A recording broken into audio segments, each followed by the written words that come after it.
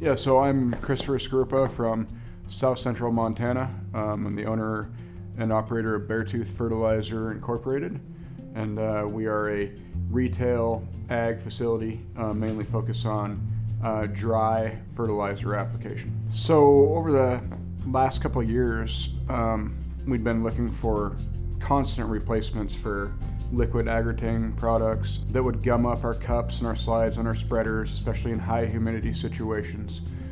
So we went to a dry agrotang product called DryMax, manufactured by Koch Industries.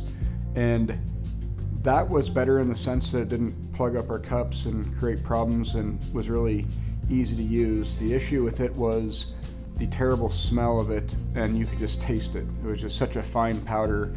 There was guys that would blend with it, and guys that worked at the company that actually have to wear gloves at night to sleep because they get on their hands and kind of be an instant headache and nauseous. So the search for that when we found Nano-Coat at the Commodity Classic was just instant. That it doesn't smell, it's easy to use, it doesn't seem toxic at all. So actually Tabor and Dan were up in April to our plant in Montana, and we started putting the Nano-Coat on. So I took the remaining bag or two of DryMax and actually just threw it in the dumpster to get rid of it. And it was very relieving, and it felt like freedom from it. We start to apply in the spring of 25, and what we're seeing now, we're starting to do soil samples, and we're starting to see residual nitrogen coming back. When we tried Super U, a combination agrotang DCD on urea years ago, we kind of started to see that buildup of the nitrate in the soil, which is hard to achieve. And so going back to that, we're starting to see the increases of nitrogen, which will start to pay down the road into next year as we can start decreasing our nitrogen input on crops. Then just overall, we're just seeing more consistency in crops. Mainly a big one is sugar beets. Just that the beets are more uniform across the field and more consistent. So I just think as we continue with it and get better and better with our applications and work on more split applications and more applications of the Nano-Coat itself, that we'll continue to see the ROI increase to our customers. I've been in this business now for 15 years. We saw the absolute worst, dustiest product we've ever had before. And a lot of it's coming out of Canada, and I'm not so sure on the political spectrum about the tariff wars and whatnot, if there was some pushback to lower the input of oils, to maybe have a little bit of smear to the United States. But nonetheless, the dust would just fill up our facility unloading trucks. In particular, with one nitrogen product, we pre-treated it coming into the facility at a quart per ton to break that dust cycle coming into our facility.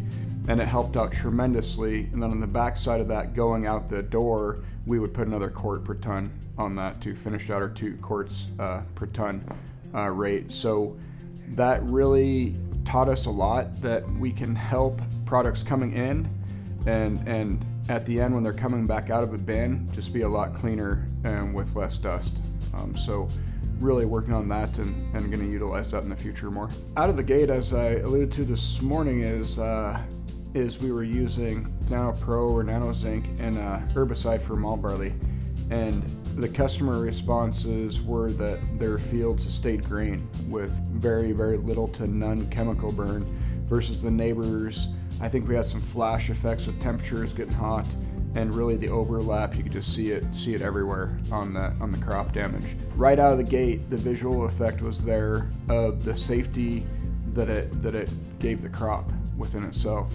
Not so much just how much faster it burned the weeds down out of the gate, but the visual effect of just the green across the field. And so really within itself, that kind of sold itself on that, and the customers that used it are just going to use it again from that factor. They immediately saw it and the benefit of it within itself. Not even what we sold it for is to burn the weeds down faster and increase the crop yield from that, but the visual effect of crop safety. So the educational side, the Nano-Coat, we just kind of incorporated that into our program, and that's just became part of what we do. And the explanation with that to our customer is that I believe in the technology. The technology is sound, it's proven to be sound, and we're going to continue to input it down the road. I was introduced to the product at the Commodity Classic in Denver in early March of 25, and really just had lunch with Alexa Olson and Mark Mitchell. And there's something different about this company and just the belief system. It wasn't just throwing a bunch of numbers out about making more and more and more. It was more of a passion and belief in a product that's sustainable, that can help operations and ultimately help producers in the right direction, that really has low environmental impacts. I'm a person that is not a fan of putting more and more chemicals into the soil. I think we do too much of that already. And so this was something that I could smell and touch and taste that didn't feel harmful to me and was safe for the environment. So at that point, it was something I knew that I wanted to try. It's unique. And within that is the story of the company and the resiliency that it's went through over the course of time, and just staying with it, and not giving up and just seeing it through to the end. So out of the gate, with the dust control, I didn't put a lot of thought into this early on. I just thought we were going to put less dust in the atmosphere, keep more going to the ground. But I'm a farmer first. I'm a fourth generation farmer from Montana, farmer and rancher. And we had top dressed our corn, treated ammonium nitrate with Nano-Coat, and went out, and again, terrible dust.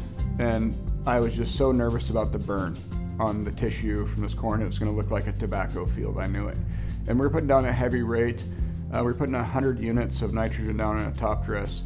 And in 15 years of top dressing corn, it had almost zero burn on it at some of the highest rate that we do. And after 2 to 3 days of it being on the crop, I was driving up the lane. I kept waiting for it to turn tobacco brown, slick over, and then it's like I tell people, just go away for about 7 to 10 days, come back, and life will be good, right? Just don't look at it for a while. And I noticed each day progressively that the corn stayed green all the way through it and never had any tissue burn. So at that point, I knew that within itself of going to the customer, when they see that and they no longer see the massive tobacco field brown burn on their crop, is selling itself. And I know that at that point it's doing a lot of good agronomically and environmentally for our crop. We've probably taken on, over the course of 15 years, all kidding aside, probably 30 to 40 different products, right, that come through the door, and everything's the next best thing, and it's going to do this and save agriculture and just put more money in producers' pockets. With this, was different. It again wasn't that just massive, hoorah about all the hype with it. It's just steady and consistent results that you can see over time. And the longer that we've used it in our own operation, on our own farm, in this company, the more I just see the benefits. And then it just creates an imagination with myself of what else we can do with it, and how else can we utilize it and make it function agronomically. And I think that's just going to continue. And to be a part of something that's early and not a lot of people know about. Some people are scared of that in a sense because they're like, oh, I'm selling something that's unknown. And I thrive off that and like that. I've always went on the notion that be different, right? And being different creates results and takes you to places that you haven't been. Well, I think in the future, the R&D of this company seems to be substantial. The energy is very well on point to continue to develop new products, and really excited to see where they can go. Like we're talking about, not having your potassium and phosphorus tied up, on top of the volatilization reduction of urea nitrogen, which is 90% of the nitrogen in the United States at this point in time, in our current state of fertilizers. And then we're starting to talk about nitrate leaching and how that can help. I can see it making a major play for the overall reduction of synthetic fertilizers in the country. If we market it right and utilize it correctly, we could see substantial environmental reductions as far as the phosphorus blooms go in the Mississippi Delta, and just continuing to help the environment, which really is one of the big factors that turned me on to it out of the gate, is that it feels safe and it feels good at the core.